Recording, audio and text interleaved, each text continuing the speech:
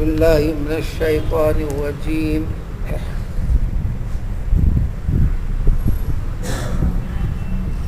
قال ربي إني دعوت قومي ليلا ونهارا فلم يزدهم دعائي إلا فرارا وإني كلما دعوتهم لتغفر لهم جعلوا أصابعهم في آذانهم واستغشوا ثيابهم وأسروا واستكبروا استكبارا.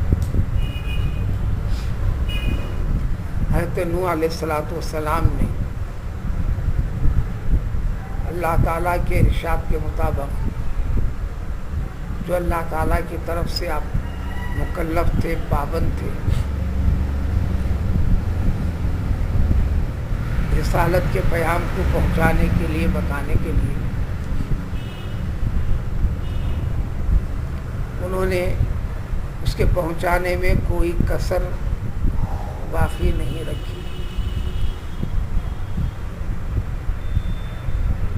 چند سال نہیں بلکہ سینکڑوں برس تک یہ کام کرتے رہے. سینکڑوں برس تک قوم تکلیف دیتے رہے. چند ایک نمونے اس سے پہلے ذکر کیے گئے. بالآخر حجت اور دلیل پیش کرتے ہوئے اللہ تعالیٰ سے آپ نے دعا فرما دی. اپنے قوم کے لیے پورے 950 برس تک دعوت اسلام پہنچانے کے بعد اور اس سلسلے میں تکالیف برداشت کرنے کے بعد اپنے قوم کے حق میں دعا کرتے ہوئے بد دعا کے طور پر ہاتھ اٹھا دیا. اس کے نتیجے میں اس قوم کو ہلاک و برباد کر دیا گیا، غرق کر کے. بلکہ زمین پہ رہنے بسنے والے ہر انسان کو ختم کر دیا گیا. اور زمین میں رہنے بسنے والے انسانوں کو فوائد جو پہنچانے والی چیزیں اللہ نے پیدا فرما رکھی ہے، جانور وغیرہ، ان کو بھی ختم کر دیا. ایمان والوں کو باقی رکھا. ان کی ضرورت کے حد تک جانوروں وغیرہ میں سے بھی ہر چیز کو باقی رکھا. ان تمام چیزوں کی تفصیل پیش کرتے ہیں تو گویا دعا کرنے کا، چاہے دعا ہو یا بد دعا ہو، دعا کیوں کر رہے ہو، بد دعا کیوں کر رہے ہو، اس کی دلیل بھی پیش کرنا. اللہ سے جو مانگ رہے ہیں تو اللہ کون ہے، وہ دلیل پیش کرنا.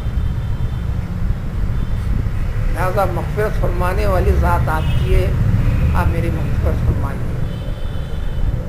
آپ کی رحمت وسیع ہے، آپ رحم فرماتے ہیں، اس پر رحم فرمائیے. یعنی یہ کام آپ کا ہے، کسی اور کا نہیں. چنانچہ حضرت نوح علیہ السلام نے اس قوم کو کس کس طریقے سے تعلیم دی، اس کے نتائج کیسے نکلے، پوری حجت کے طور پر اپنی دعا میں پیش فرما دیا. یہ لمبی دعا آپ کی ذکر کی گئی. آپ نے فرمایا کہ میرا رب، میں نے اپنے قوم کو دعوت دی، بلایا توحید کے طریقے پر باقی رہنے کے جو طریقے ہیں، سلیقے اور ڈھنگ کی زندگی گزارنا، یہ توحید ہے. سلیقے اور ڈھنگ کی زندگی گزارنے کا طریقہ، سلیقہ قرآن نے سکھا دیا. قرآن کی تفسیر نبی کریم صلی اللہ علیہ وسلم کے ارشادات نے بتا دیا، عملی طور پر، فرمان کے طور پر. ان طریقوں سے ہٹنا توحید کے عقیدے سے ہٹنا ہے. توحید نامکمل ہے. سب کچھ اللہ کو مان لیا تو اپنی زندگی کے ہر کام کے کرنے کے طریقے کو بھی، سلیقے کو بھی اللہ سے لینا. اسی لیے عقیدہ توحید کے بعد شریعت دی جاتی ہے. بندہ اللہ کے ساتھ کیا کرے، بندہ بندے کے ساتھ جب ملتا ہے، معاملات کرتا ہے، تو اس کے ساتھ کیا کرے. بندے بندوں کے ساتھ جو معاملہ رہتا ہے وہ بھی اللہ تعالیٰ کے حکموں فرمانبرداری کے تابع ہو، اس کے مطابق ہو. اس لیے ہر چیز کے اندر بتا دیا گیا کہ یہ حلال ہے، یہ حرام ہے، یہ اچھا ہے، یہ برا ہے. حلال کو اختیار کرنا، اچھائی کو اختیار کرنا، یہ توحید کی تعلیم کی تکمیل ہے. اس کو کہتے ہیں شریعت، جو عقیدہ توحید پر باقی رکھنے والی ہے. جہاں اعمال میں بگاڑ، تو عقیدہ توحید کے اندر بگاڑ ہے کچھ، اس کی اصلاح کی ضرورت ہے. حضرت نوح نے فرما دیا کہ میں نے اپنے قوم کو بلایا، دعوت دی، لیل و نہار، شب و روز، کوئی وقت مقرر نہیں. رات ہے سمجھ کر خاموش نہیں بیٹھا، دن ہے سمجھ کر خاموش نہیں بیٹھا. لیکن نتیجہ جوں میں اپنی دعوت، اپنے کام کو آگے بڑھایا تحریک اسلام کی، نتیجہ الٹا ہونے لگا کہ میرا بلانا، میرا دعوت دینا اس سے دور اور فرار ہونے میں ان کو مدد ملنے لگی، اور دور ہونے لگے مجھ سے. اے رب، میں نے جب میں ان کو بلایا، دعوت دیا، تاکہ یہ دعوت قبول کرنے کے بعد آپ ان کی مغفرت فرما دیں، گناہ کو بخش دیں، تو وہ لوگ سننے کے بجائے کیا کیا، اپنے کانوں کے اندر انگلیاں رکھ لیتے تھے. تو گئے آپ ان کے مجموعے میں جا کر واعظ فرمانا شروع کر دیتے، تقریر کرنا شروع کر دیتے. لوگ گزرتے یا رہے بھی کانوں میں انگلیاں رکھ کر، یعنی نفرت کا اظہار کی انتہا کر دیا. بلکہ بعض تو اپنے کپڑوں کو لے کر اپنے بدن پر اوڑھ لیتے، مجھے کہتے ہوئے فرماتے ہوئے دیکھنا پسند نہیں کرتے تھے. وَأَصَرُّوا، اس طریقے سے اسی حالت کے اوپر اصرار کرتے رہے، ضد کے اوپر اٹل ہو گئے، اور اپنے آپ کو ان چیزوں کو سننا اور سمجھنا اچھا نہیں سمجھا. اس طرح انتہائی درجے کا تکبر کرنے لگے. پھر میں نے بھی اپنی دعوت اسلام کو پہنچانے کے اندر کوئی کمی نہیں رکھی، بلکہ میں نے ان کو زور زور سے چیخ کر کہا تاکہ ان کے کانوں کے اندر آواز گھسے. کبھی ضرورت پڑی تو علل اعلان کہا، تو کبھی ضرورت پڑی تو خفیہ طور پر بھی گیا، سمجھایا، بتایا.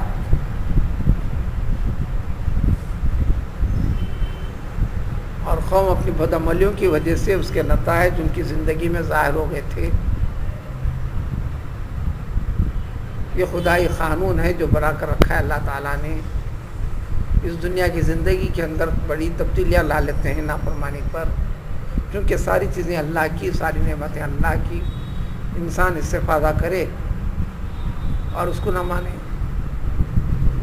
یہ رب کو ناراض کرنے والی چیزیں ہیں. چنانچہ میں نے کہا کہ دیکھو، تم اپنے رب سے استغفار کرو، گناہوں کی معافی مانگو، یہ غلط طریقے، غلط سوچ چھوڑ دو. اللہ تعالیٰ غفار ہیں، سب سے زیادہ مغفرت فرماتے ہیں، بندوں کی سنتے ہیں. بندہ ظاہری نتیجے کو بھی فوراً دیکھنا چاہتا ہے، اس کا فائدہ دنیا میں بھی تم کو فوراً یہ ہوگا کہ جو قحط چل رہا ہے تمہارے اوپر، اللہ تعالیٰ موسلا دھار کثرت کے ساتھ خوب بارش تمہارے لیے برسائے گا. نہ صرف برسائے گا، استغفار کرنے پر تمہارے مالوں میں برکت دے گا، اولاد میں بھی برکت دے گا. اس واقعے کے ذریعے سے اس امت کو بتا دیا گیا، تم اپنے مال میں برکت نہیں پا رہے ہو، اولاد میں برکت نہیں پا رہے ہو، نافرمان ہوگی، سنتی نہیں، ضدی ہوگی، فلاں ہوگی، یہ بے برکتی ہے. فرمانبردار ہونا، اپنے طریقے منشے کے مطابق آگے بڑھتے چلنا، تربیت پاتے چلنا، یہ خیر و برکت ہے. تو بچوں کی خرابی کو نتیجہ بتایا گیا، سرپرستوں کی اصل خرابی ہے. کا حصہ اس میں ہے. جب سرپرست بھی جو ماں باپ کی شکل میں ہوتے جو بھی ہوتے جب وہ نیک ہوں, وہ اپنے گناہوں کا استغفار کرتے ہوں, تو ان کے مال میں بھی برکت ہوگی, ان کی اولاد کے اندر بھی خیر و برکت ہوگی. اچھے رہیں گے, صحت مند رہیں گے, زندگی کے آگے بڑھنے والے راستے میں سارے راستے ان کے لیے آسان ہونے لگیں گے. تو حضرت نوح علیہ السلام نے فرمایا کہ تم استغفار کرو تو اس کا فوری فائدہ دنیا میں بھی ہوگا کہ اللہ تعالیٰ بہت سا پانی برسائے گا. آج ساری دنیا پانی کے مسئلے میں پڑی ہوئی ہے. آئے دن کسی نہ کسی اخبار میں یہ رائے برابر ہے, چنانچہ آج کے اخبار میں اگر بڑی جنگ ہوگی دنیا میں پانی کے مسئلے پر ہوگی. پانی دینے والی ذات, پیدا کرنے والی ذات اللہ تعالیٰ ہے. اللہ تعالیٰ فرماتے ہیں کہ اگر تم استغفار کر کر اپنے رب کی طرف مائل ہو جاؤ گے تو تمہیں پانی بھی خوب برسائے گا, اور تم اپنے اولاد سے ہونے پر خوش تھے, اب موجود ہو کر بڑے ہونے کے اوپر تم کو تکلیف کا باعث بن رہے ہو. تم سدھر جاؤ. جب سرپرست سدھریں گے تو ان کے طریقے کے اوپر ان کے بچے بھی اس طریقے کو اختیار کریں گے. جب ان میں بگاڑ ہوگا تو پورے گھر والوں کے افراد میں بگاڑ ہوگا. تو اللہ تعالیٰ تمہارے مال میں برکت دے گا, تمہارے بچوں میں برکت دے گا. نہ صرف یہ دے گا بلکہ تمہاری زندگی کی روٹی روزگار کا مسئلہ اس زمین کے ساتھ جڑا ہوا ہے. اللہ تعالیٰ تمہارے لیے کئی جنات, کئی باغات بھی اگا دے گا, ہرے بھرے کر دے گا, سرسبز و شاداب کر دے گا, پھل پھول زیادہ نکلیں گے, اور تمہارے لیے نہریں نکال دے گا. جب بارش ہوگی تو نہریں ہوں گی سب.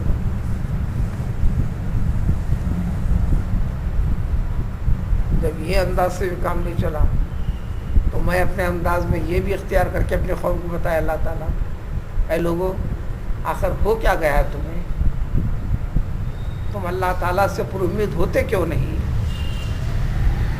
ایسا غور تو کرو کہ اللہ تعالیٰ ہی کی وہ ذات ہے, تم کو پیدا کیا مختلف مرحلوں میں. یعنی پیدائش کے جو مرحلے ہیں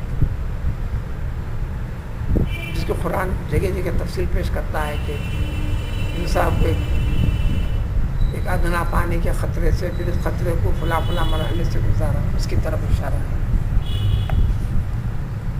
اسی طرح دیکھو, کیا تم دیکھ نہیں رہے ہو آسمانوں کو کہ اللہ تعالیٰ نے کس طرح پیدا کیا ہے؟ وہ آسمان کو طبق در طبق بنائے ہیں, اور پھر ان آسمانوں میں یعنی بلندیوں میں اللہ تعالیٰ نے چاند کو بھی رکھا ہے, منور بنا دیا ہے. یہ سب اللہ تعالیٰ کی قدرت ہے جو تمہارے منفعات کے ساتھ جوڑ کر رکھا ہے. اور اسی نے سورج کو پیدا کیا ہے جو روشنی دیتا ہوا, دہتا ہوا ہے. اور یاد رکھو اس بات کو بھی کہ وہی اللہ تعالیٰ ہے جو تم کو بھی زمین سے اگایا ہے. یعنی انسان کی خلقت حضرت آدم علیہ السلام سب سے پہلے بشر انسان کو اللہ تعالیٰ نے مٹی سے بنایا. اسی وجہ سے اس کے بعد آنے والی نسل بھی سب مٹی سے ہی اصل ہے ان کی. پھر تم کو مارے گا, اسے مٹی کے اندر دفن کروا دے گا, اسی کے اجزاء میں تبدیل کر دے گا, پھر اسی زمین سے تم کو اٹھائے گا بھی مرنے کے بعد. یہ نظام کے اوپر بھی غور کرو تو تم کو تمہارا رب سمجھ میں آئے گا اس کی اطاعت کرنا کیوں ضروری ہے. وہی اللہ تعالیٰ نے تمہارے لیے زمین کو ایک بستر بچھونا جیسا ہموار کر دیا تاکہ تم اس کے اندر آسانی سے جہاں چاہے جاؤ, آؤ, چلو, پھرو.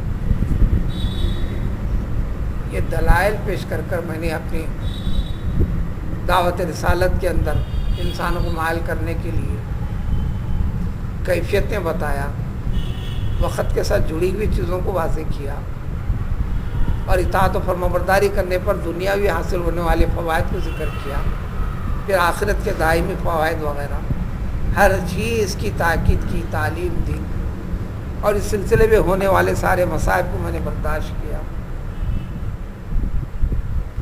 اس کے جواب میں قوم نے کیا کیا؟